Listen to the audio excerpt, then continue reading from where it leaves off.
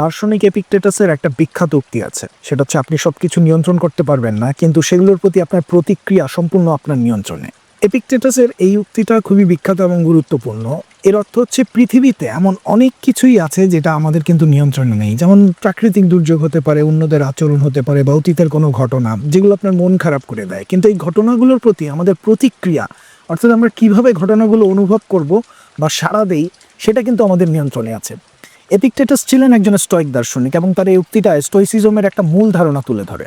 Stoic দর্শন অনুসারে জীবনের ভালো মন্দ বাইরের ঘটনার উপর নির্ভর করে না, বরং আমাদের ভেতরের মানসিক অবস্থার উপর নির্ভর করে।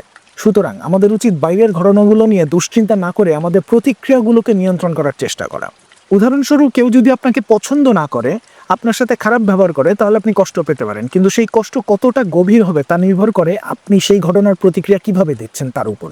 আপনি যদি রাগ, ঘৃণা, দুঃখ অনুভব করতে চান, তবে তো আপনার নিজের সিদ্ধান্ত। আপনি চাইলে এই অনুভূতিগুলোকে নিয়ন্ত্রণ করতে পারেন এবং শান্ত থাকতে পারেন।